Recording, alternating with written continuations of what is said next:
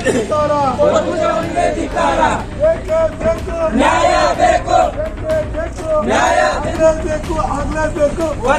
आगे देखो, वर्गीकरण आगे देखो। आपके सपने हमारे अपने, new Asia developers private limited company. इसकी जितनी संख्या भारी उसकी उतनी हिस्सेदारी।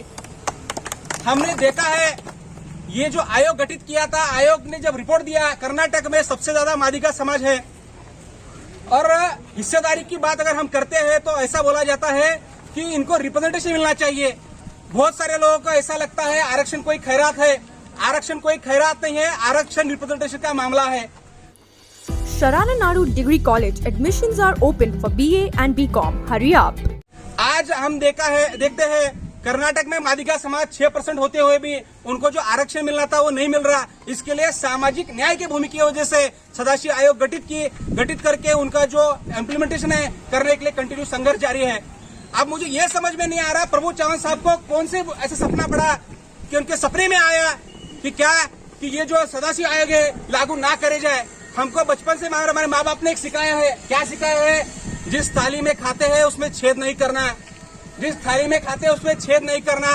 अरे जिस रिजर्वेशन के नाम से, जिस रिप्रेजेंटेशन के नाम से आप लोग जिस शेड्यूल कास्ट कैटेगरी से जीत कर आते हैं उसी के साथ अगर आप बदनामी करते हैं तो ये कहीं ना कहीं बात हमको हजम नहीं हो रही। साहब हम आपको सवाल पूछना चाहते हैं कि आज तक सामाजिक न्याय के लिए आपने कहा कि हम रिजर्व सपोर्ट है, या तो आप ये बोलिए कि हम रिजर्वेशन के समर्थन करते हैं, या तो आप ये बोलिए रिजर्वेशन का अपोज करते हैं। रिजर्वेशन लेकर, रिजर्वेशन के नाम पर चुनकर आकर एमएलए बनकर अगर आप अपोज कर रहे हैं तो हमको कहीं ना कहीं थाली में छेद करने जैसे बात हमको लग रही है। साहेब इसके लिए आप कोई पराये नहीं है, हमारे डिस्ट्रिक्ट के मिनिस्टर है। इसके लिए हम आपको पूछ रहे हैं ऐसा कौन सा लॉजिक है कि आपने बोला सदाशिव आयोग गलत है।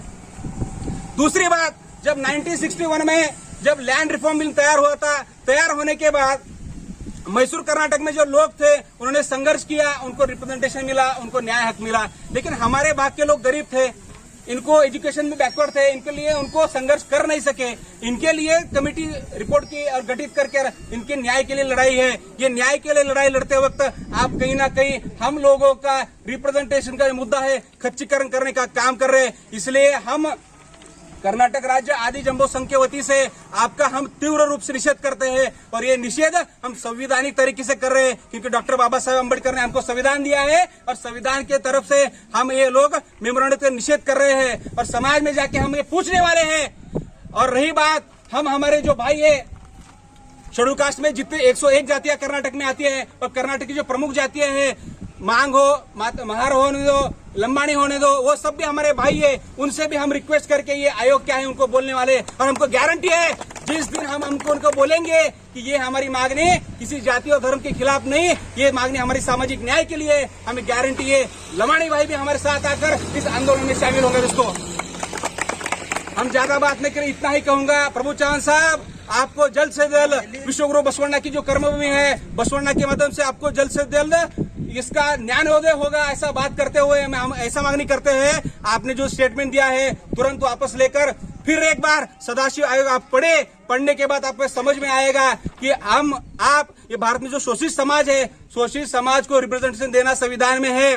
संविधान में रिप्रेजेंटेशन की वजह से हमने आयोग गठित किया था। आयोग की जो रिपोर्ट आई है, रिपोर्ट को आप लोग समर्थन करना, ये सामाजिक न्याय की भूमिका है। ये जिस थाली में खाते हैं उसका एहसान अदा करने की भूमिका है। ये भूमिका आप लेंगे, ऐसा बोलते हुए मैं अपनी 2 बात समाप्त करता हूं।